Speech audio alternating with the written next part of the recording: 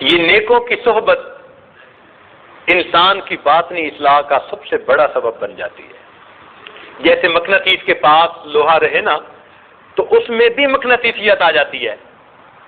بالکل اسی طرح اللہ والوں کی صحبت میں انسان اگر رہے تو اس کے اپنے دل میں بھی نور آ جاتا ہے، معرفت آ جاتی ہے.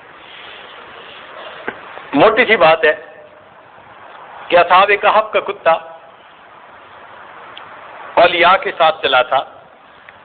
ان اولیاء کی برکت سے اللہ تعالیٰ نے کتے کے ساتھ بھی جنت کا وعدہ فرما لیا. تو اگر ایک کتا اولیاء اللہ کی صحبت اختیار کر لیتا ہے، پروردگار کی رحمت سے وہ محروم نہیں رہتا. ہم اگر اولیاء اللہ کی صحبت اختیار کریں گے تو ہم اللہ کی رحمت سے کیسے محروم رہیں؟ اور یہاں ایک تفسیر میں عجیب نکتہ لکھا، فرمایا گیا کہ قرآن پاک میں ہے کہ بھئی غار کے اندر اصحاب کہف ہیں اور کتا ان کے سامنے ان کے دروازے پر ہاتھ پھیلائے بیٹھا ہے. اب سوچنے کی بات ہے، اولیاء اللہ موجود ہیں، دروازے پر کتا ہاتھ پھیلائے بیٹھا ہے، وہ کتا اللہ کی رحمتوں سے محروم نہیں ہوتا. اے انسان، جب تو اللہ کے در پر ہاتھ پھیلائے گا پھر تو اللہ کی رحمتوں سے کیسے محروم ہو گیا؟ تو ہم اللہ کے در پر ہاتھ پھیلائیں اور اللہ سے اللہ ہی کو مانگا کریں. چنانچہ جہاں کتے کی بات تھی وہاں اللہ تعالیٰ نے فرمایا کہ 3 وہ ہیں اور چوتھا ان کا کتا ہے. لیکن جب مومنوں کی بات کی اللہ فرماتے ہیں کہ اگر تم 3 ہوگے تو چوتھا کون ہوگا؟ فرق دیکھیے، سبحان اللہ ہے. کتے کا جہاں تذکرہ ہے وہاں فرمایا یقولون ثلاثۃ رابعہم قلبہم، کہ کہتے ہیں کہ جی وہ 3 ہیں، 3 تھے اور چوتھا ان کا. ارے اس کے بارے میں تو یہ کہا جا رہا ہے کہ 3 وہ تھے، چوتھا کتا تھا. لیکن مومن تو اپنی شان دیکھ، اللہ تعالیٰ تیرے بارے میں فرماتے ہیں کہ اگر تم کہیں پر 3 ہوگے تو پھر چوتھا کون ہوگا؟ تو جب چوتھا پروردگار ہوگا تو پھر ہماری کامیابی تو یقینی ہے، اللہ تعالیٰ کی ہمیں قرب نصیب ہو جائے گا. اس لیے ہمیں اللہ کا ذکر کثرت سے کرنا چاہیے اور اللہ والوں کی صحبت کو اختیار کرنا چاہیے. یہ بڑی نعمت ہے. دیکھیے ابرہا نے بیت اللہ پر چڑھائی کرنے کے ارادے سے مارچ کیا تھا تو اللہ تعالیٰ نے ابابیلوں کو بھیجا، ترمیہم بحجارۃ من سجیل، تو انہوں نے کنکر پھینکی. ابرہا نے کس پر قبضہ کرنے کی کوشش کی تھی؟ بیت اللہ پہ. تو پھر اللہ تعالیٰ نے کن کے ذریعے حفاظت کی؟ ابابیلوں سے. اور ابابیل کیا بنے؟ خدائی لشکر. کیا بنے؟ اور اللہ نے ان کا تذکرہ کس میں کیا؟ قرآن مجید میں. تو اگر بیت اللہ کی حفاظت کی پر قبضہ کے لیے ایک کافر قدم بڑھاتا ہے تو چند پرندے ان کے اوپر کنکریاں برساتے ہیں. اللہ تعالیٰ ان پرندوں کا تذکرہ قرآن مجید میں کرتے ہیں اور وہ خدائی لشکر کہلاتے ہیں. اے بندے، شیطان تیرے دل پر قبضہ کرنے کے لیے آگے بڑھتا ہے. اب تو لا الہ الا اللہ کے ذریعے اس شیطان کے ساتھ جنگ کر اور اس کو تہس نہس کر دے. اللہ تعالیٰ تجھے بھی اپنے خدائی لشکروں میں شامل فرما لے کہ جس طرح پرندوں نے پتھر مار کر ان کو ختم کر دیا تھا، خدائی لشکر کہلائے تھے.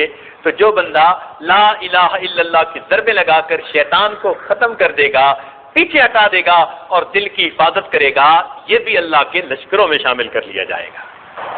اس لیے جنت کی کنجی کس کے پاس؟ بتا سکتے ہیں؟ رضوان کے پاس.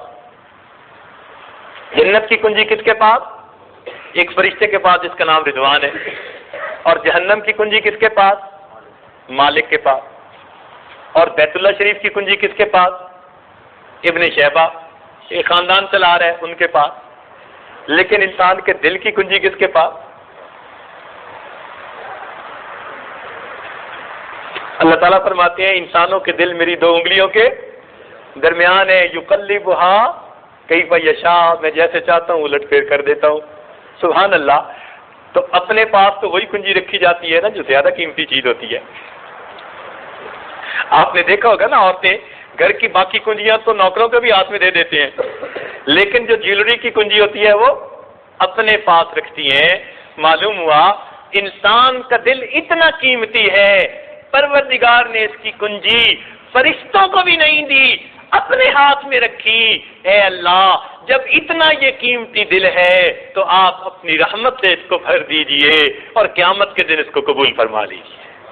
تو ہمیں اس دل کی حفاظت کرنے کی ضرورت ہے. اللہ رب العزت بندے سے اس کا دل مانگتے ہیں. سبحان اللہ، عجیب بات ہے. دیکھیں، با لکھنے میں لیٹی ہوئی نظر آتی ہے نا، لیٹی ہوئی نظر آتی ہے. الف کھڑی نظر آتی ہے. الف سے بات یاد آئی کہ ایک صاحب نے اپنے بچے کو مکتب بھیجا، تو جب پہلے دن پڑھ کے آیا تو اس نے بیٹے سے پوچھا کہ بیٹے تجھے استاد نے کیا سبق دیا؟ کہنے لگا استاد نے پڑھایا الف خالی ہوتی ہے.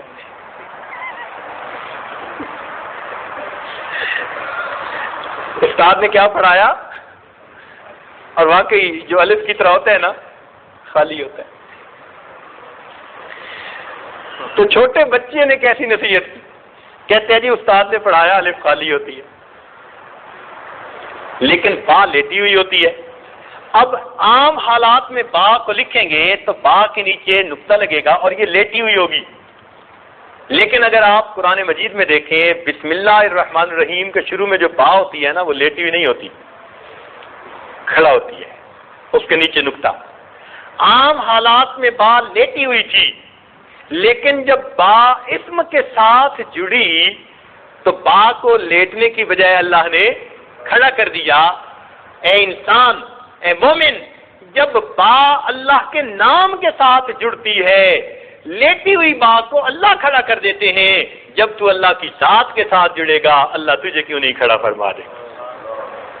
تو اللہ کے نام کے ساتھ جڑنے کے بعد کوئی لیٹا نہیں رہ سکتا. پھر اللہ تعالیٰ اسے عزتیں دیتے ہیں، پھر اسے مقام دیتے ہیں. اللہ رب العزت ہمیں اپنے ذکر کی توفیق عطا فرما دے اور اپنے پیارے اولیاء اللہ کی صحبت سے فائدہ اٹھانے کی توفیق عطا فرما دے. وآخر دعوانا ان الحمد للہ رب العالمین.